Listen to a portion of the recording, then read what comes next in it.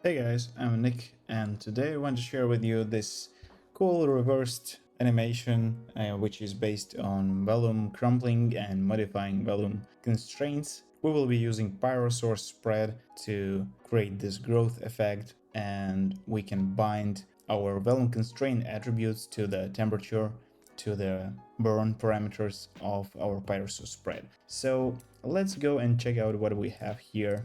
And initially we of course need to import our t-shirt. This t-shirt I think is the default preset from the Marvelous Designer. Let me just quickly turn off the RS Light Dome, the HDRI, and yeah, let's go back to our t-shirts. So what we want to do for now is definitely make it smaller because it's ginormous, and yeah, get it back to the bottom. So we can drop this mesh size. In my case, it's set to target size, set to 5 to 5 and 5. And if we check this scale to fit, it will automatically scale it down to fit. Now, if we press H, we can go back to our scaled t-shirt. You can see it doesn't have much details, but I think it will be pretty alright.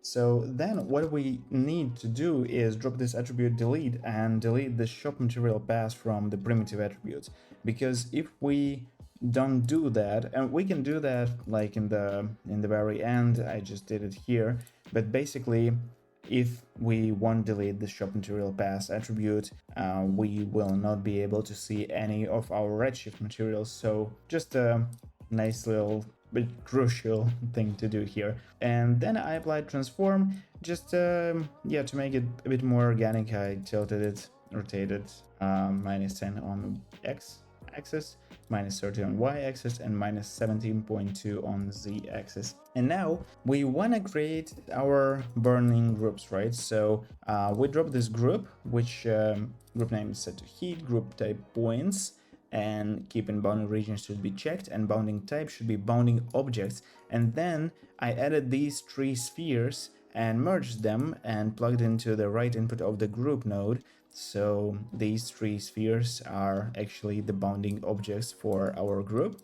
And then here's the trick with no, the trick will be in the Pyro source spread, but for the attribute create, the group name should be same as our group that we created earlier. And yeah, we create the temperature attribute because we want these points here to be already very hot, and they will initiate the burning.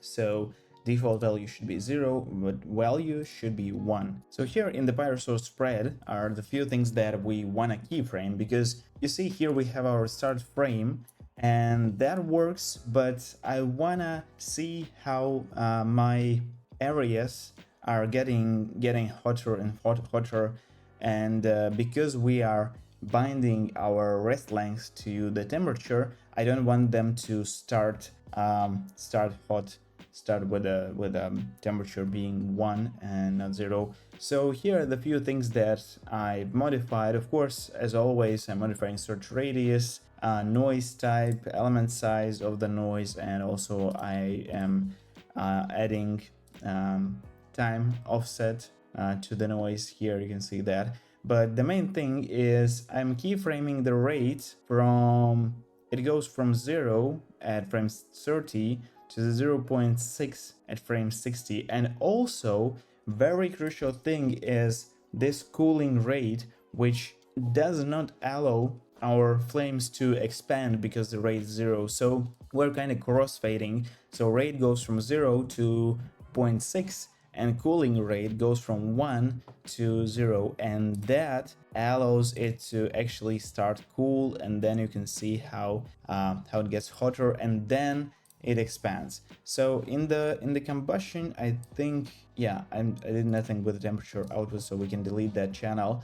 But for the fuel and combustion and all that stuff, it's all default there.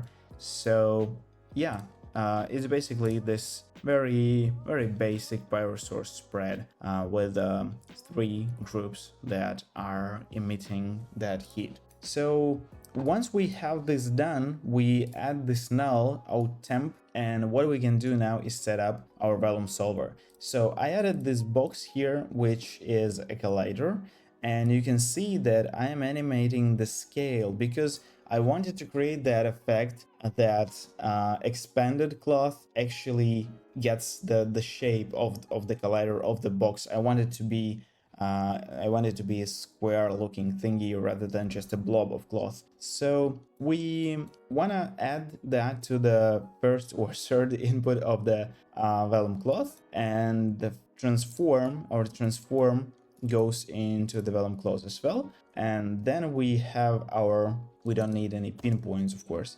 but the only thing that I modify, or actually no, the bend stiffness is also default here. So all the properties here are 100% default.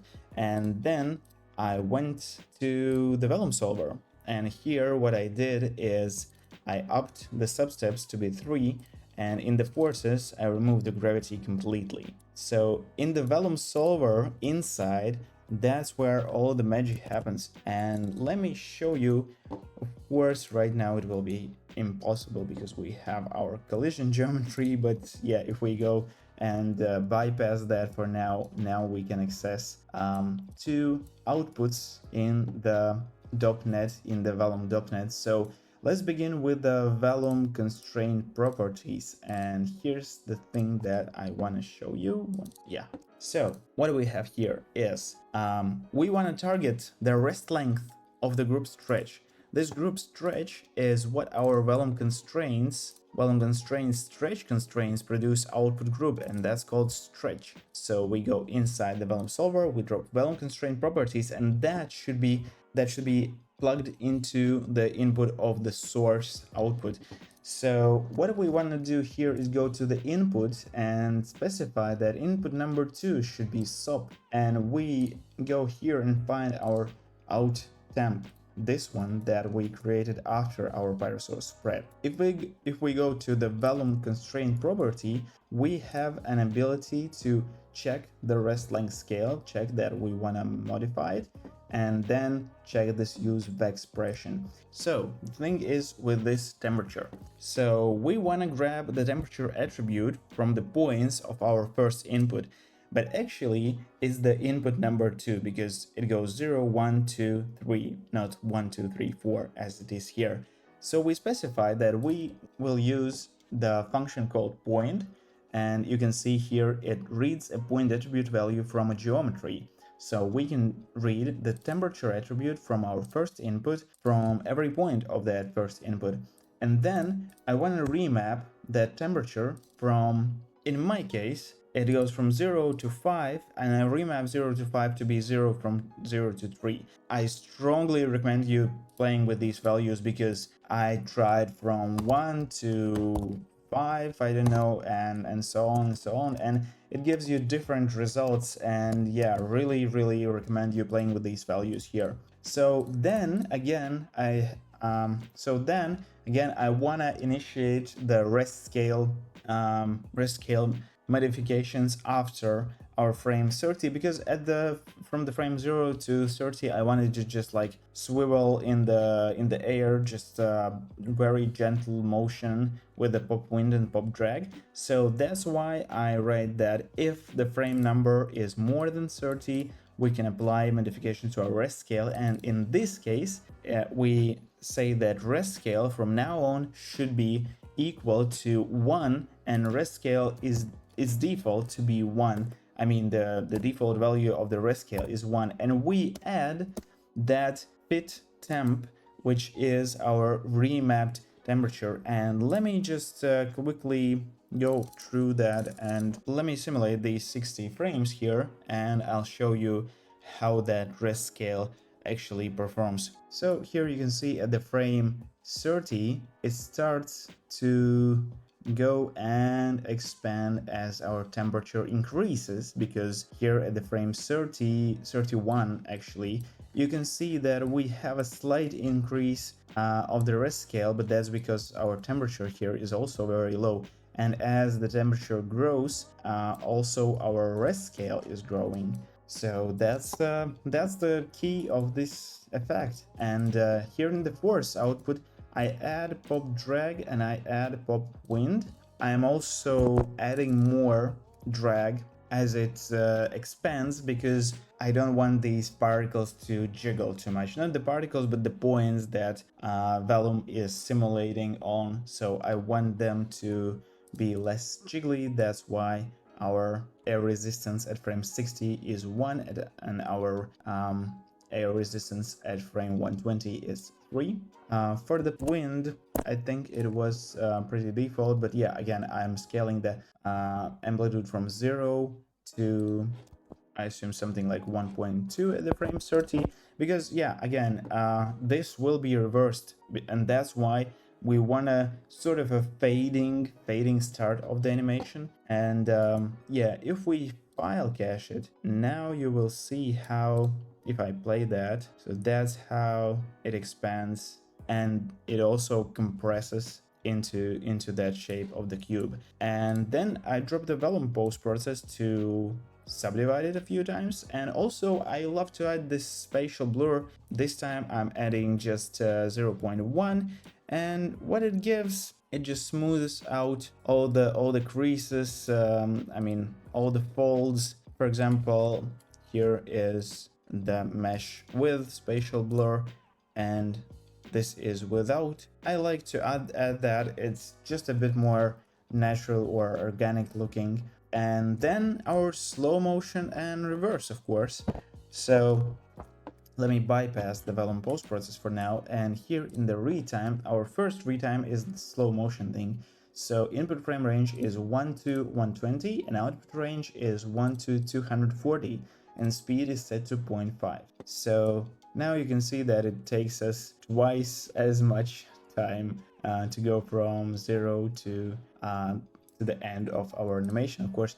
And then we have dropped another retime, and evaluation modes should be set to bit range, and output range should be set to 240 to 1, and input range is set to 1 to 240, which actually gives us that reverse effect. So it's pretty cool, small animation, very short one, but I think it is pretty good to know this little trick, especially in the age of Web3 and digital clothing and digital fashion. So who knows when you will need that for a commercial project. So yeah, that's it for this animation. For the camera, I'm using just, yeah, the camera with a 125 for the focal length, because I want this to be a perfect cube. I don't want it to be distorted. For the background, I'm using just a grid with a bend. You can see it's ginormous grid with a band deformer. And of course, about the materials. So for the shirt material, I'm just applying my texture, which I've downloaded from, I think, Free Pick or Unsplash, something free.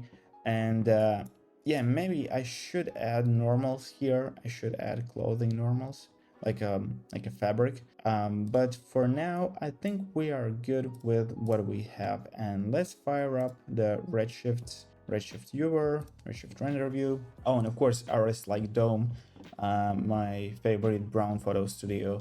Acceleration set to 0. I've just modified a bit the rotation, and yeah, I think once it loads up, yep, here we are. Of course, we forgot to add our Vellum post process, so let's get it back, and yeah, this looks much better. So I think, guys, that's it for this one, this little quick tutorial. As you voted on my Patreon, I'm doing more advanced or creative Vellum tutorials, and also do some about RBDs. As always, if any questions, just hit me up in the Discord or on Patreon in the comments or the messages. I'm always here to help you out and answer all of them, and I'll be back very soon. Bye!